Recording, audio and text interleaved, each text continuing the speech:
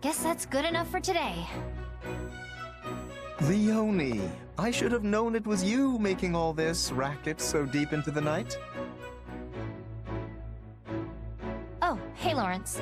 Yeah, I usually get an extra session or two in by myself after everyone else finishes their drills. A good mercenary is always ready for battle, you know. There's no telling when one might break out. So even your mind is as sharp as a blade. Come to think of it, I was relieved to hear you had become a mercenary. And yet, pangs of guilt clawed at my heart. Huh? Why? What's that got to do with you? Quite a bit, if I may be frank. Your home, Son, sits nestled firmly within House Gloucester territory. Embarrassing as it may be to admit, I hadn't entirely realized that fact when we began at the Officers' Academy. But once the school shut down, I began to wonder what became of the students who hailed from our lands. I couldn't help but investigate further. Uh-huh. And that's when you found out where I was from, what I'd been through. Yes. As the heir to House Gloucester, it is my natural-born duty to concern myself with the well-being of my citizens. It must have been difficult indeed, scrounging up the funds required to attend Garrick Mock. I would hate for someone who has already been through so much to suffer any further hardship. Well, some of the money we paid the church got back to us when the academy closed, at least. That's pretty much it. Not an ounce of help finding a job. And definitely nothing from the Count. So I started training, sharpening my skills as a mercenary. The rest was luck. I am truly sorry, Leonie. Allow me to apologize personally, both as your former classmate and as a noble in my father's stead.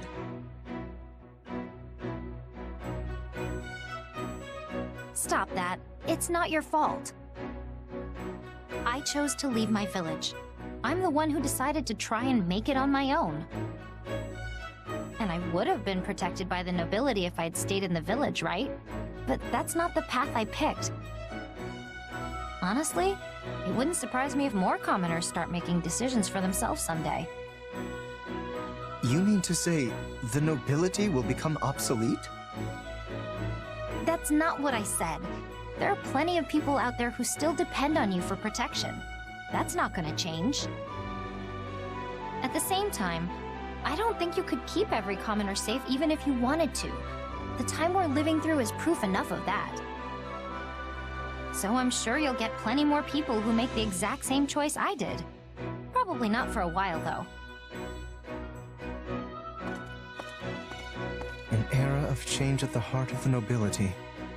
Commoners that are no longer content with just being commoners. The simple joys of a refreshing morning's exercise. Oh, hey, Lorenz. Kinda early for you, isn't it? What are you doing here?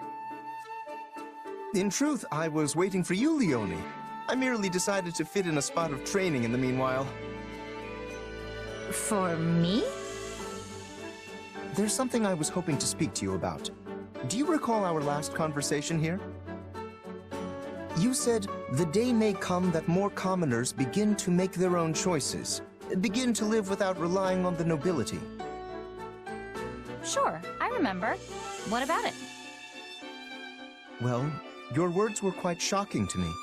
I've spent no small amount of time turning them over in my mind since. If you speak true, I wonder how I, as a noble, should proceed. Huh. And?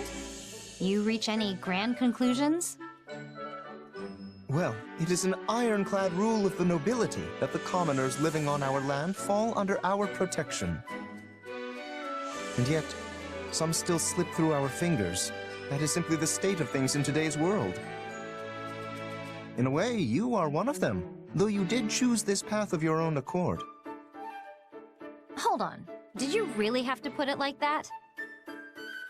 I didn't slip through anyone's fingers. I jumped out all on my own. Well, yes, I suppose you did. My apologies. In truth, I find it exceedingly difficult to stand in the shoes of the everyman while also pushing matters forward as a noble. But if I'm unable to do exactly that, I have no hope of preserving the stability of my territory. As such, I am looking to bring an exceptional commoner into the ranks at House Gloucester to act as my advisor. That's a surprise. I thought there was supposed to be some huge boundary between nobles and their people. I assure you, such a boundary still exists. But I've come to realize something of late. As we proceed into the uncertain future, more and more common folk will begin to break free of their defined roles. Such an era will be upon us before long. Your actions are proof enough of that. Whoa, slow down there. I don't think I'm some kind of great trailblazer or anything. I've simply interpreted the meaning behind your words. I thank you for leading me to this realization.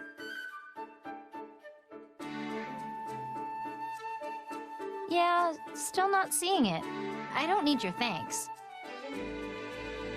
Leonie, I had this idea with your story in mind. As for the commoner I would invite to House Gloucester, the proposal I mentioned earlier, how would you like to fill that role?